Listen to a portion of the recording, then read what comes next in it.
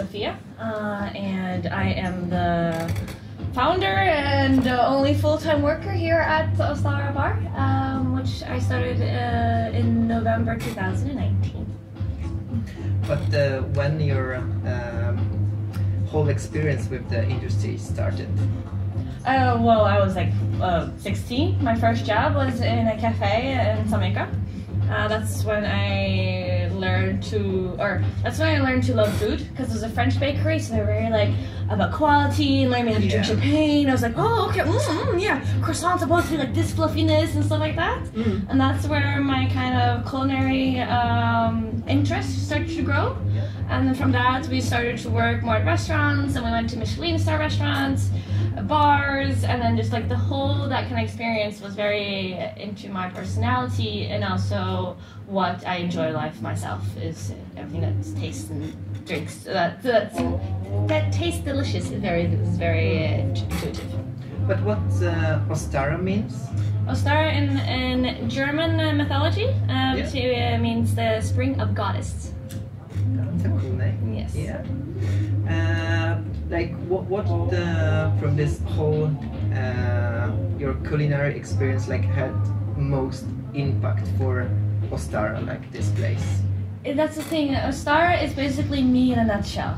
Everything, all small things that I've been through in my past, both in the culinary or the service industry, but also being a working volunteer in Nepal, Vietnam, and Uganda. I also brought elements there, like sitting on the floor in there was when I was living in Nepal. I was like, oh, it's fucking chill to sit on the floor and like dining like this, and you know, it's like it's more like small things here and there where I catch up things, and also with food wise when I was in Vietnam. A lot of these flavors that I really liked. So yeah, and I also went to business school for economy and entrepreneurship. I went to also cooking school in LA for vegan food to really like learn how to make vegan food in a more professional manner, like you can say. Yeah. But what does the place mean to you, like this one? Like this is your first? This is my first. Yeah. It was funny because I had this idea of starting my own bar or restaurant when I was 19. I am 28 right now, so it took me a far long time to actually manage it.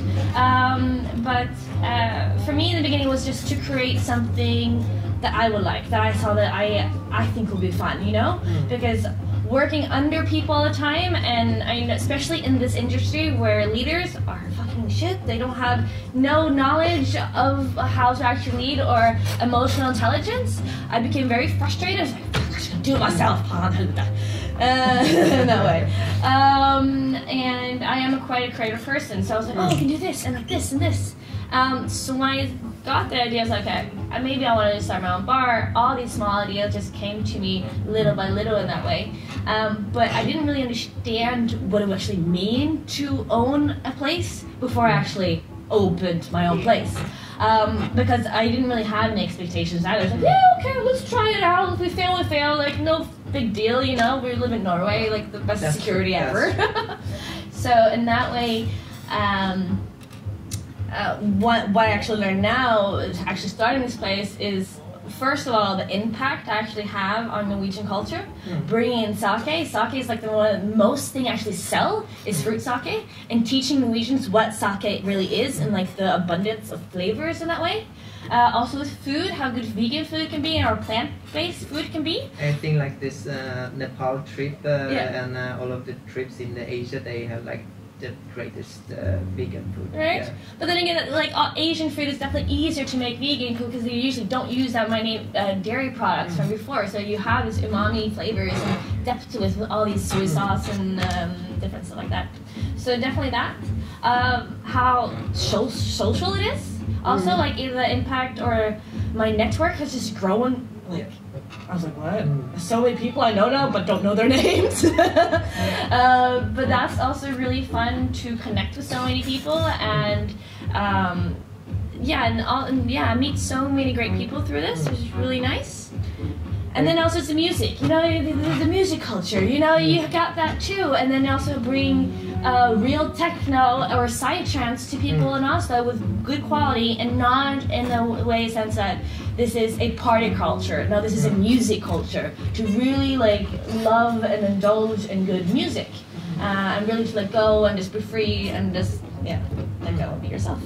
But how do you pick up the DJs that come here for the events? Like, this came from your research, or do you know someone who helping you? Well, in the how is like the creation of the music vibe in here? Well, that is actually also something that happens organically. That's also what I like about Ostara, but in general, if you start a business, things grow and evolve organically, little by little. As you bigger you get more and more contacts.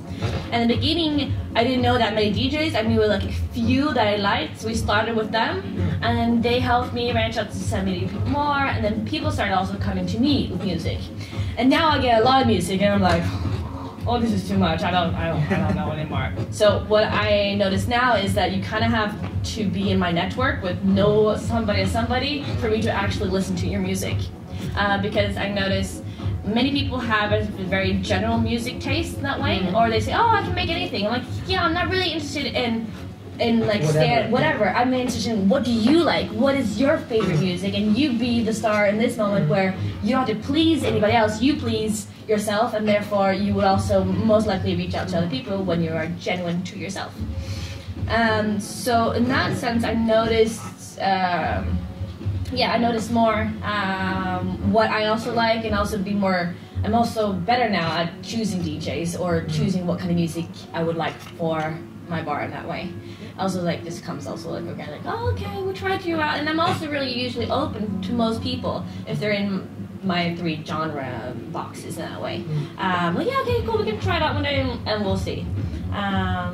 So yeah, it's kind of like it happens. Basically, you cover everything. Like the last question, like, what is the impact of COVID for your business, and what do you think about the future now with all of this virus? It's definitely been a roller coaster, no doubt. But as I am my personality, I am very positive. So for me, the lockdown, we were closed for 6 weeks. I needed that personally to fucking take a break, because I would have been overshocked much more earlier if I didn't have a nice break. But also with this break, we also got the chance to renew ourselves. Think, how can we be more innovative? How can we find new ideas? How can we make this work? And now, like for July, I had a record sale, which was also like, it's Corona and it's summertime. How does that make sense? But like, so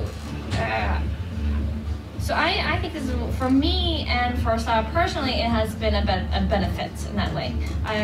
We have learned how to be more efficient and how to cut hours and be better at what we are doing.